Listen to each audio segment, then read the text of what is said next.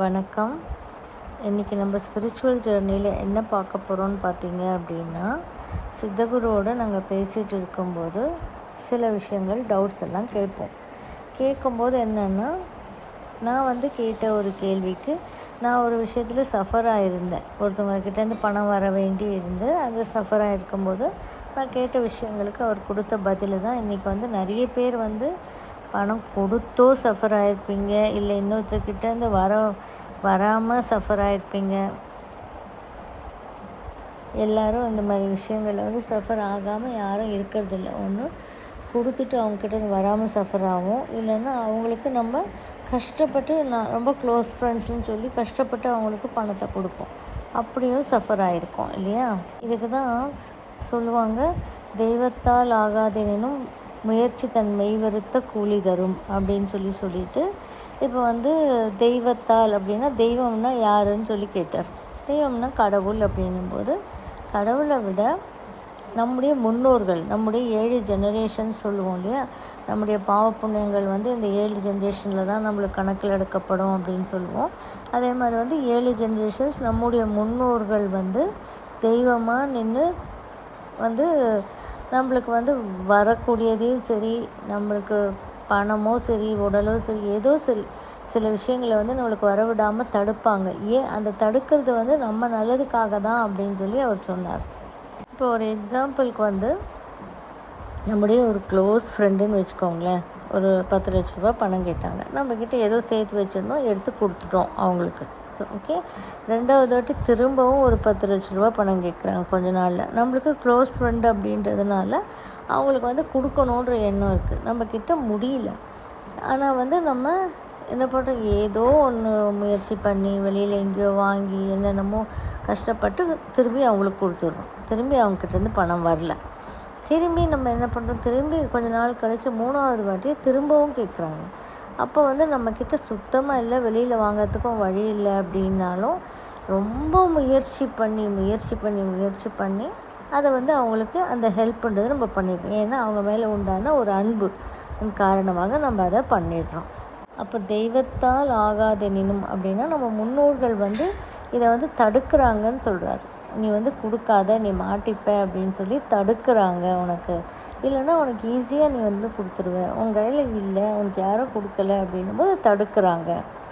அதை தடுக்கும்போது அப்போ தெய்வத்தால் ஆகாதெனினும் அப்போ தடுக்கிறாங்க.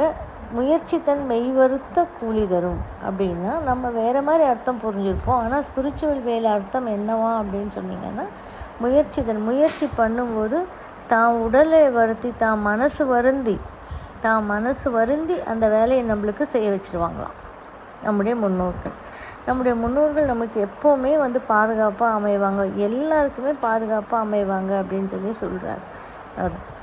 பாதுகாப்பாக இந்த சென்ஸ் கூடயே தான் இருப்பாங்களாம் நம்முடைய முன்னோர்கள். இருந்து நம்மளுக்கு இது நடக்கட்டும், இது நடக்க வேண்டாம் அப்படின்றத முடிவு பண்ணுவாங்களாம். அதாவது அதுக்கு தான் 369 அப்படின்னு சொல்லுவாங்க. 3 தடவை நம்ம ஏதாவது ஒரு வேலையை முயற்சி பண்ணோம் அப்படின்னா, 3 தடவை நடக்கலை அப்படின்னா நம்ம அதை விட்டுடணும் அப்படின்னு சொல்கிறார் சித்தகுரு. 3 தடவைக்கு மேலே நீங்கள் அதை முயற்சி பண்ணக்கூடாது. அப்போ என்னன்னா, அது நடந்ததுன்னா அது நல்லது இல்லை அப்படின்ற ஒரு காரணத்தினால தான் அது நம்மளுக்கு நடக்காது அப்படின்னு அவர் சொன்னார். அப்போ ஆனால் நம்ம என்ன பண்ணுவோம், நம்ம பெரிய அப்பா டக்கர்லேயே ஒவ்வொருத்தருமே நம்ம எப்படியாவது முயற்சி பண்ணணும். ஆனால் முயற்சியில் கூட நமக்கு தோல்வி வந்ததுன்னு வச்சுக்கோங்களேன். அப்போ நம்ம அதை முயற்சி பண்ணாமல் விட்டுடணுமா. ஏன்னா அது நடந்தால் நம்மளுக்கு கெடுதல் அப்படின்னும்போது, இப்போ இன்னொரு எக்ஸாம்பிள் எடுத்துக்கலாம். எனக்கு 1 லட்ச ரூபா பணம் இப்போ வேணும்னு வச்சுக்கோங்களேன். அப்போ எனக்கு 1 லட்ச ரூபா நான் எவ்வளவோ ட்ரை பண்ணுறேன், கிடைக்க மாட்டேங்குது. ஆனால் நம்ம விட்டுட மாட்டோம் இல்லையா. தேவை அப்படிப்பட்டது, நம்மளுக்கு தேவையும் நல்லது கெட்டது யோசிக்கிறது விடாது நம்மளை. அப்போ அந்த தேவை நல்லது கெட்டது யோசிக்க விடாததுனால நம்மளை என்ன பண்ணோம் அப்படின்னா, எப்படியோ ஒன்று முயற்சி பண்ணி அந்த 1 லட்ச ரூபா கொண்டு வந்துடும். எதனால நம்முடைய முன்னோர்கள் நம்மளுக்கு அதை நடத்த விட மாட்டாங்கன்னா, அந்த 1 லட்ச ரூபா நம்ம கைக்கு வந்துடுச்சுன்னா அதில் ஒரு கெடுதல் இருக்குமா, அதனால தான் அதை நடத்த விட மாட்டாங்க அப்படின்னு சொல்கிறாங்க. இது எந்த அளவுக்கு எல்லாராலையும் புரிஞ்சுக்க முடியும்னு எனக்கு தெரியல. நானே வந்து நிறைய ஆர்கியூ பண்ணேன். எப்படி அது அப்போ வந்து தேவைகள் என்ன பண்ணுறது அப்படின்னு சொன்னால், தேவைன்னா உனக்கு சாப்பிட்றதுக்கு சாப்பாடு இல்லாமல் இருக்கியா, இருக்கிறதுக்கு வீடு வாசல் இல்லாமல் இருக்கியா, இறைவன் கண்டிப்பாக ஒரு வழி கொடுப்பாரு. ஆனால் இதெல்லாம் இருந்து உன்னுடைய தேவைகள் வேறு ஏதோ ஒரு தேவைக்காக நீ வந்து கேட்கும்போது, அந்த தேவைகளில் போய் நீ மாட்டும்போது நீ பெரிய விதமான பிரச்சனைகளில் மாட்டிப்ப. அப்படின்றதுனால வந்து அந்த அந்த பணத்தை வந்து கொடுக்க விட மாட்டாங்க. இதுதான் வந்து சித்தகுரு சொல்கிற ஒரு விளக்கம். அதே தான் உடல்நிலையில் கூட வந்து சில மருந்துகள் வந்து நம்ம எடுக்கும்போது அந்த மருந்துகள் வந்து உடம்பில் போய் சேர்கிறதுக்கே பல நாட்கள் ஆகுமா. அப்போ வந்து அந்த மருந்துகள் வேலை செய்யலை அப்படின்ட்டு வேறு மாற்றி வேறு ஏதோ எடுத்துகிட்டே இருப்போம். ஒரு காலகட்டத்தில் அந்த மருந்து வேலை செய்யும். ஆனால் அந்த மருந்து வந்து அது வரைக்கும் வேலையே செய்யாமல் இருந்தது, மருந்து வேலை செய்யும். அந்த மருந்து வேலை செஞ்சாலும் அந்த நோய் சரியாக போகாது. அதுவும் ஒரு காரணத்துக்காக தான். எது நடந்தாலும் எனக்கு ஏதோ ஒரு நல்லதுக்காக மட்டும்தான் வந்து என்னுடைய முன்னோர்கள் வந்து இதை நடத்தி கொடுக்குறாங்க அப்படின்னு சொல்லி நினச்சி அப்படியே நீங்கள் விட்டுருங்க. நீங்கள் முயற்சி பண்ணி நடக்காத ஒரு விஷயத்தை நடத்திட்டதுனால பெரிய சந்தோஷப்பட்டுப்பீங்க. அப்படி கிடையாது. முயற்சி பண்ணுங்கள், வேண்டான்னு சொல்லலை. ஆனால் வந்து என்னென்னா, அளவுக்கு அதிகமான முயற்சி வேண்டாம். அது எங்கேயாவது ஒரு தடைன்னு நம்மளுக்கு தெரியும் இல்லையா. நம்மளுக்கே வந்து ஒரு வேலை செஞ்சிட்ருக்கும்போது ஒரு தடையாக அமையுது அப்படின்னு சொல்லிச்சோன்னா, அந்த தடையாக அமையும்போது அது வேண்டாம், இனிமேல் அது நம்ம அதுக்கு வந்து முயற்சி எடுக்க வேண்டாம் அப்படின்னு விட்டுடணுமா. நோய்க்கு கூட இதான் சொல்கிறார். போய்கிட்டே இருக்கோம் ஒரு இடத்துல, அந்த இடத்துல வேலை செய்யவே மாட்டேங்குது, அந்த மருந்துகள் வேலை செய்யவே மாட்டேங்குது அப்படின்னா அதை அப்படியே விட்டுடு. என்ன நோய் வருதோ, ஆக்சுவலாக என்னென்னா சித்தகுரு சொல்கிறது என்னென்னா, உடம்பே மருந்துகளை உற்பத்தி பண்ணிக்கும். நம்ம வந்து அதனால தான் பழைய காலத்துலேருந்து வந்து நம்மளுக்கு இந்த ஃபாஸ்டிங் அப்படின்றது வச்சுருக்காங்க. சில நாட்கள் வச்சு நம்மளுக்கு செவ்வாய்க்கிழமை ஃபாஸ்டிங் இருந்தால் நல்லது, வெள்ளிக்கிழமை ஃபாஸ்டிங் இருந்தால் நல்லது, இந்த மாதிரி இந்த அம்மனுக்கு விரதம் இருந்தால் நல்லது அப்படின்னு சொல்லி நிறைய விரதங்கள் பார்த்திங்க அப்படின்னா கம்ப்ளீட்டாக வந்து ட்ரையான விரதம், எதுவுமே குடிக்காமல், தண்ணி கூட குடிக்காமல் இருக்கிற விரதம் இருக்குது. அதே மாதிரி வெறும் தண்ணி மட்டும் குடிச்சிட்டு இருக்கக்கூடிய விரதம் இருக்குது. வெறும் ஜூஸ் மட்டும் குடிச்சிட்டு இருக்கக்கூடிய விரதம் இருக்குது. இந்த மாதிரி விரதங்களில் விதவிதமாக இருக்குது.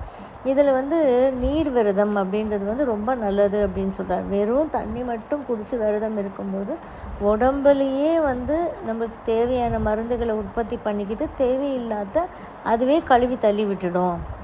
அதுக்கு நம்ம ஒரு ஆப்பர்ச்சுனிட்டி கொடுக்கணும் நம்ம உடம்புக்கு கூட. அதே மாதிரி தான் எல்லாத்துக்குமே நம்முடைய தெய்வம்னு சொல்லக்கூடிய நம்முடைய முன்னோர்கள் கூட இருந்து நம்மளை காப்பாற்றுவாங்க அப்படின்னு சொல்லி எங்களுக்கு சொன்னார் சித்தகுரு. அப்போ நானும் வந்து நிறைய ஆர்கியூ பண்ணேன். அப்போ வந்து நம்மளோட தேவைகளுக்கு வந்து வராமல் பணம் அப்புறம் வந்து என்ன பண்ணுறது அப்படின்னு ஒன்று. இன்னொன்று வந்து நம்முடைய உடல்நிலை சரியில்லைன்னா உடல்நிலை சரி இருந்தால் தானே சரியாக இருக்கணும். அந்த உடல்நிலை சரியில்லாததுக்கும் ஒரு காரணம் இருக்கும் அப்படின்னு சொல்கிறாரு. காரணம் இருக்கும், அது உனக்கு புரியும் போது புரியும். நீங்கள் இப்போ வந்து எல்லாத்தையுமே தப்பாக தான் புரிஞ்சு வச்சுருக்கீங்க. எனக்கு ஏன் வந்துருச்சு கிடையாது. ஏதோ ஒரு பாடம் புகட்ட உங்களுக்கு சில விஷயங்களை புரிய வைக்க தான் இது வந்ததுன்றதை வந்து முதல்ல புரிஞ்சுக்கோங்க. உங்களுடைய முன்னோர்கள் தெய்வமாகிய தேவர்களாக இருக்காங்க. அவங்க வந்து உங்களுக்கு ஒரு காலம் கெடுதல் செய்ய மாட்டாங்க. என்ன நடக்கலையோ 3 தடவை ட்ரை பண்ணிவிட்டு விட்டுருங்க. அது நடக்கலைன்னா நடக்கலை அப்படின்ட்டு தாராளமாக விட்டுருங்க, அதுவே நடக்கும். அதே மாதிரி ஃபாஸ்டிங் இருந்தீங்க அப்படின்னா வெறும் நீர் விரதம் இருக்கும்போது உங்கள் உடம்பை சரி பண்ணிக்கும்.